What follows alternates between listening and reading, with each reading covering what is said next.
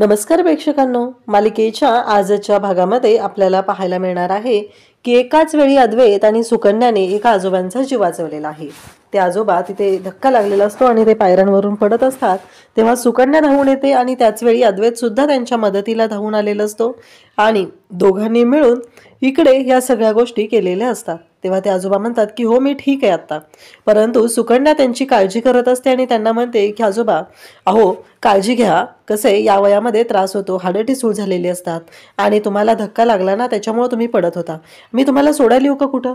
अद्वैत तेच विचारत असतो। अद्वैत ही अगदी काळजी घेत असतो, त्यांचा आदर करत असतो। ही गोष्ट जेव्हा सुकन्या पाहते तेव्हा सुकन्याला सुद्धा बरं वाटतं। मग अद्वैत त्यांना एका बाजूच्या रस्त्याने जायला सांगतात, मग ते आजोबा तिथून जाऊ लागतात। इकडे मोबाईलचे पडलेले असतात ते आता घेतलेले असतात। अद्वैतने फोन उचललेला असतो, सुकन्यानेही उचललेला असतो आणि मग अद्वैत तिथून निघून जातो। अद्वैत बरोबर ही बोलत असते, पण अद्वैतचं बोलणं मात्र विचित्रच असं झालेलं असतं। आजकाल अद्वैतला बोलायचीच इच्छा होत नसते, अद्वैत शांतच असतो। तेव्हा सुकन्या म्हणते की कसं आहे, या वयात ना खूप काळजी घेतली पाहिजे ना, कसं सगळ्याच गोष्टीमध्ये त्यांना त्रास होऊ शकतो, मग काय हवं नको ते पाहिलं पाहिजे। आणि त्याचबरोबर खरंच म्हणजे माणसं आता तुमच्यासारखे आहेत म्हणून बरं, नाहीतर त्यांची अवस्था काय झाली असती। आणि हां, माझीच चूक होती, मीच न बघता मोबाईलवर बघत आले होते आणि माझं दुर्लक्ष झालं म्हणून त्यांना धक्का लागलेला आहे। एवढं सगळं सुकन्या बोलत असते।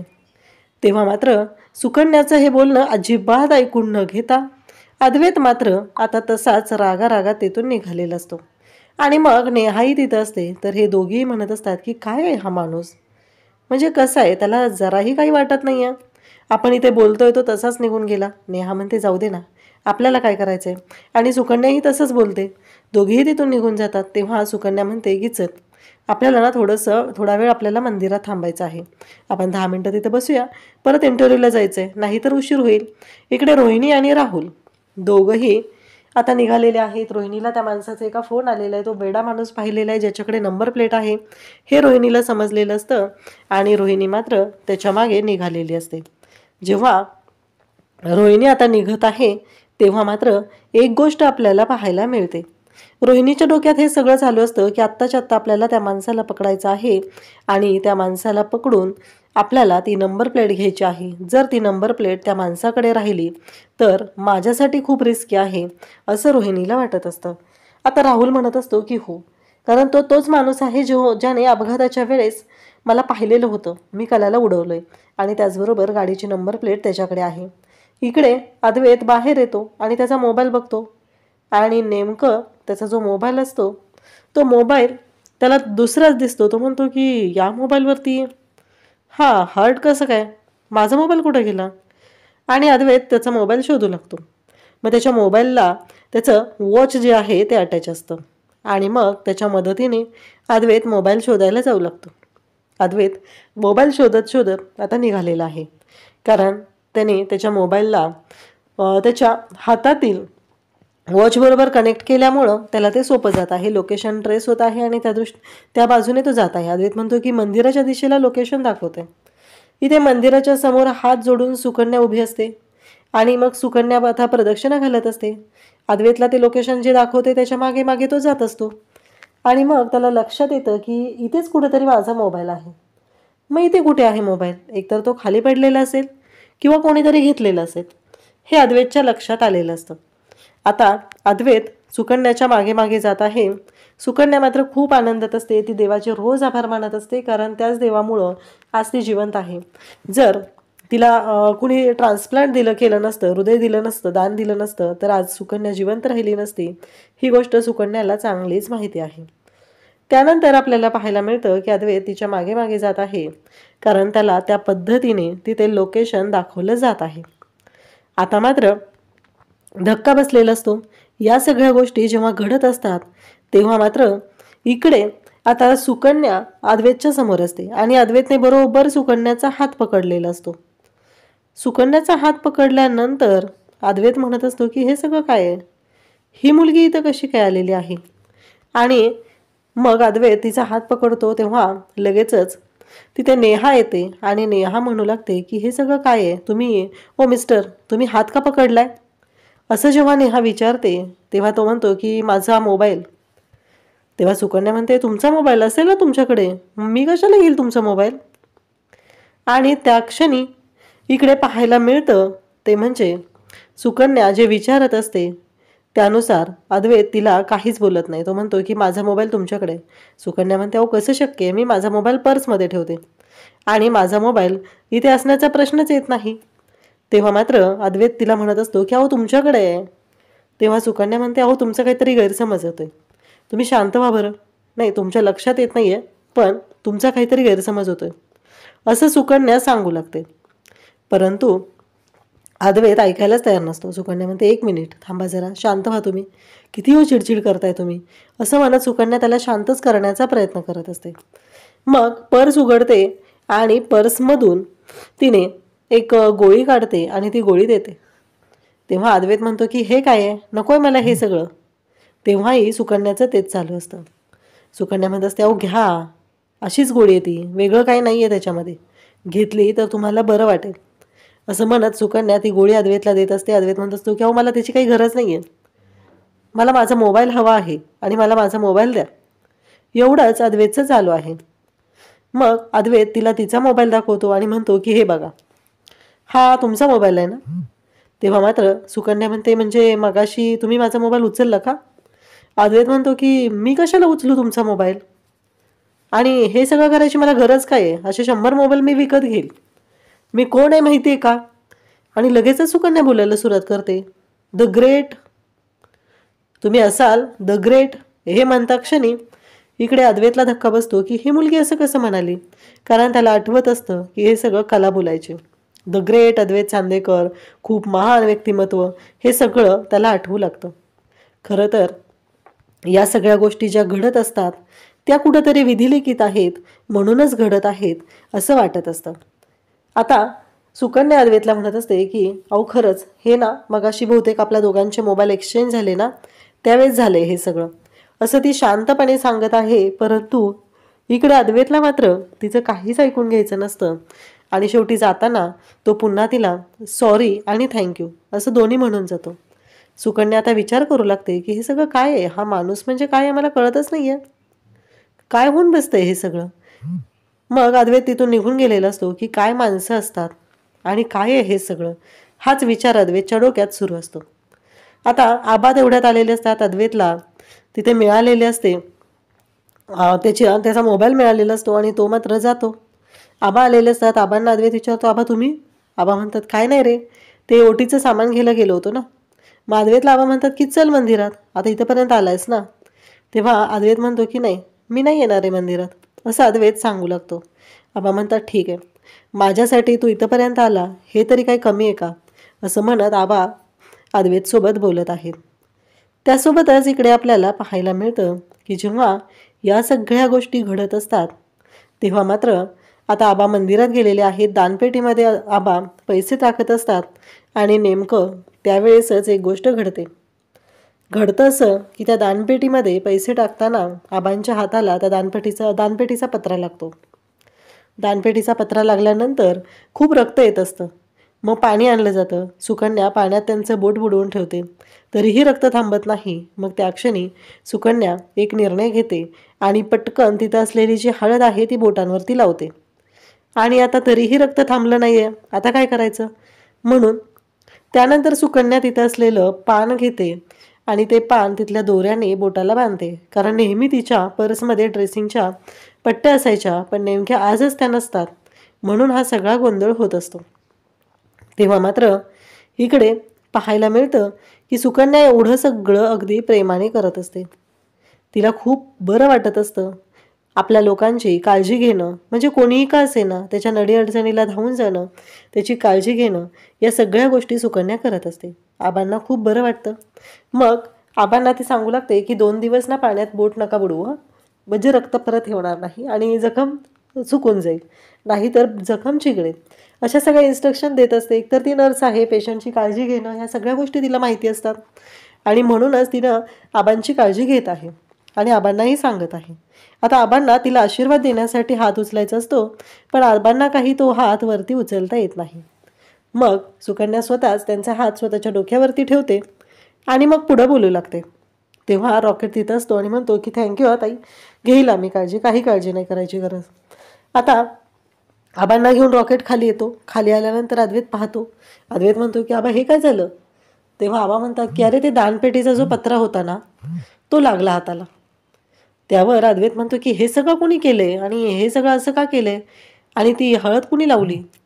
आबा लगेच सांगू लागतात की एक मुलगी होती, तिने पटकन लावली. तेव्हा अद्वैतला राग येतो. अद्वैत म्हणतो काय आहे हे सगळं, सेप्टिक झालं तर म्हणजे लक्षात येतंय का हे सगळं काय होऊन बसलंय. अहो आबा त्या हळदीला कितीतरी लोकांनी हात लावलेला असेल. अद्वैतचा आपला हायजेनिकपणा चालू असतो. तेव्हा मात्र आबा म्हणतात की ठीक आहे, होईल बरं, बघूया आपण घरी गेल्यावर. अद्वैतही तेच सांगू लागतो की घरी गेल्यावर पहिलं ड्रेसिंग करून घेऊया, आधी डॉक्टरांकडे जाणं गरजेचं आहे. मग दोघंही निघालेले असतात.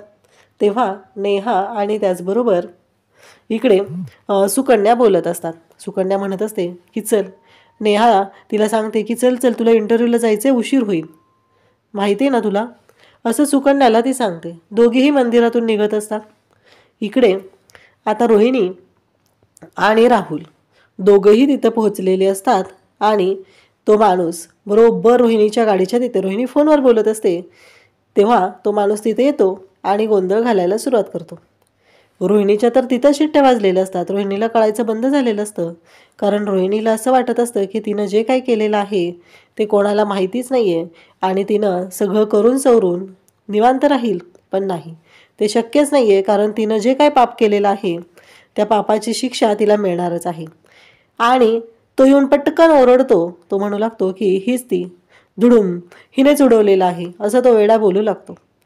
आणि मग मात्र रोहिणीची वाट लागते. रोहिणीला कळायचं बंद झालेलं असतं आणि मग रोहिणीला आठवतं त्या क्षणी, म्हणजे अपघाताच्या दिवशी काय घडलेलं होतं, अपघाताच्या दिवशी ऐनवेळी कोणता गोंधळ झालेला होता, ह्या सगळ्या गोष्टी रोहिणीला आठवू लागतात.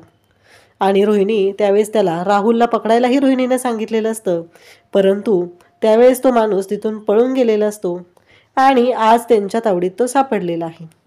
कारण काहीही करून रोहिणीचं असं म्हणणं आहे की एकदा का ह्या सगळ्या गोष्टी झाल्या तर मात्र खूप अवघड होणार आहे.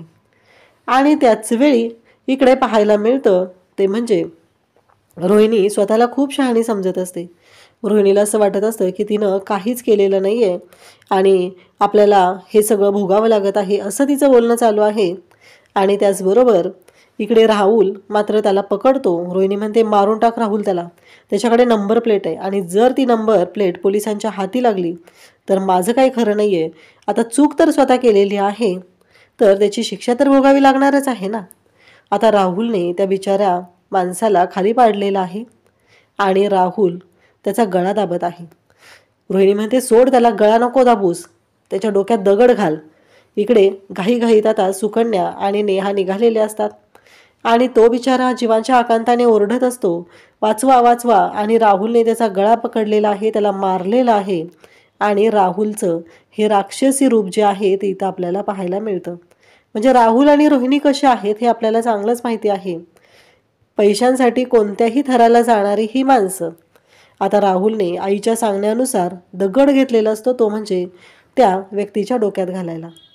आणि परंतु राहुल आणि रोहिणी यांच्या पापाचा जोपर्यंत घडा भरत नाही तोपर्यंत मात्र हे काहीही होणार नाही, हेही तेवढंच खरं आहे. कारण या दोघांनी कितीही काहीही म्हणलं तरीही जोपर्यंत त्यांचं जे हे चाललेलं आहे, त्यांनी केलेली पापं आहेत, त्याला त्यांना शिक्षा मिळालीच पाहिजे.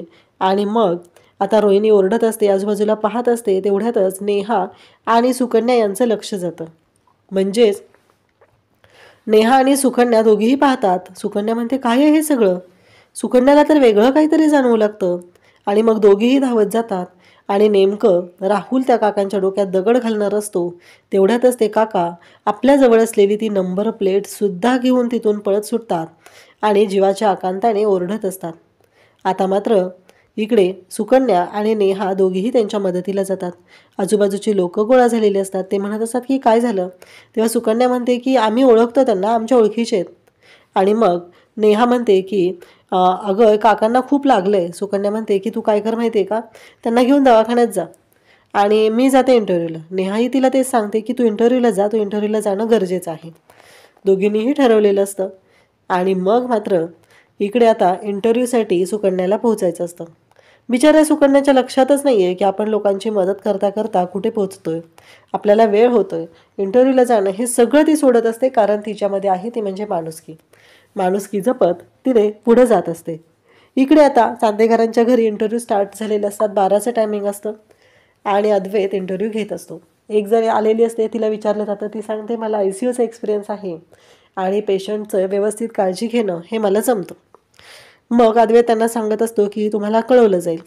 आणि त्याचबरोबर हे सगळं जेव्हा घडत असतं तेव्हा मात्र आपल्याला पाहायला मिळतं की आता अद्वैत इंटरव्ह्यू घेत असतो आणि सगळ्यांना सांगत असतो की हो, लवकरच तुम्हाला सांगितलं जाईल. त्यानंतर आपल्याला पाहायला मिळतं की जेव्हा या सगळ्या गोष्टी घडत असतात तेव्हा आता एक एक इंटरव्ह्यू होत असतात आणि जवळजवळ सगळ्या कॅन्डिडेटचे इंटरव्ह्यू झालेले आहेत. आणि नेमकं त्याच वेळेस तिथे सुकन्या दारात आलेली असते. सुकन्या जेव्हा दारात येते तेव्हा वेळ उलटून गेलेली असते. सुकन्या म्हणते की माफ करा, थोडा उशीरच झाला. तेव्हा अद्वैत म्हणतो की थोडा नाही आहे, अर्धा तास उशीर झाला आहे तुम्हाला. आता मात्र अद्वैतला कळलेलं असतं की नक्की प्रॉब्लेम काय झाला आहे. आणि एकतर सुकन्याला पाहिल्यावर त्याला राग आलेला असतो आणि त्याचं जे वागणं असतं ते स्पष्ट दिसत असतं. आबासुद्धा पाहत असतात. त्याचबरोबर रॉकेटसुद्धा पाहत असतो, कारण रॉकेटलाही माहिती असतं की याच्यामुळं तर आत्ता आपल्या आबांना जे लागलेलं होतं ते या ताईंनी मलमपट्टी केली म्हणून तर बरं वाटलेलं आहे.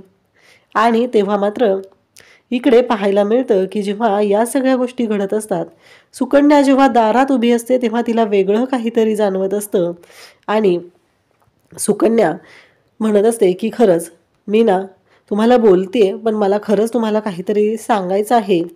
आणि त्याचबरोबर इकडे पाहायला मिळतं अद्वैत तिला म्हणत असतो की नाही, वेळ संपलेली आहे.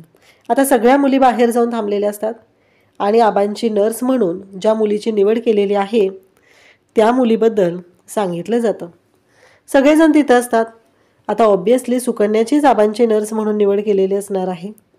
आणि जेव्हा या सगळ्या गोष्टी घडतात तेव्हा बाकीच्या मुलीही तिथं असतात. त्याही सगळ्या पाहत असतात काय घडलेलं आहे, कशा पद्धतीने गोष्टी आहेत हेही सगळ्यांच्या समोर असतं. अद्वैत मात्र त्या सगळ्यांकडे पाहत असतो. तर आता सुकन्या आणि नेहा घरी आलेले आहेत. नेहाला सुकन्या सांगत असते की अगं, तोच मंदिरात भेटलेला मुलगा होता ना, त्याच्याच घरी इंटरव्ह्यू होते आणि तिथंच आपल्याला इंटरव्ह्यूसाठी जावं लागलं. मग काय सांगू तुला काय होणार आहे आणि कसं होणार ते, कारण अपेक्षाच करायला नको ना, असं ती बोलत असते. परंतु सुकन्या तिला आणखी एक गोष्ट सांगते की नाही माहिती, पण तो माझ्या समोर आला ना, मला वेगळंच काहीतरी होतंय, मला वेगळंच काहीतरी जाणवतंय. कारण जेव्हा तो माझ्या नजरेसमोर येतोय, तो माझ्या समोर येतोय, तेव्हा बऱ्याच गोष्टी अशा घडत आहेत असं सुद्धा सांगितलं जातं. आणि त्याच वेळी सुकन्या जे बोलत असते ते ऐकून नेहालाही धक्का बसलेला असतो की असं काय होतंय. आणि त्याचबरोबर हे सगळं जेव्हा घडत आहे तेव्हा मात्र इकडे सुकन्या जे बोलत आहे त्यामुळं नेहा म्हणते पण अगं त्या माणसाचा काय संबंध आहे, मला कळतच नाही आहे, हे सगळं असं का घडतंय. तेव्हा सुकन्या म्हणते नाही माहिती, माझ्या हृदयाचं धडधड वाढायला लागलेली असते आणि कशामुळं होते, का होते मला नाही माहिती, असं सुकन्या स्पष्टपणे सांगत असते. तर आता अद्वैतने सुकन्याची निवड आबांची नर्स म्हणून केली असेल का. इकडे राहुल आणि रोहिणी यांची तर वाट लागलेली आहे ते तर आपल्याला चांगलंच माहिती आहे. अशाच अपडेटसाठी चॅनलशी कनेक्ट राहा. थँक्यू.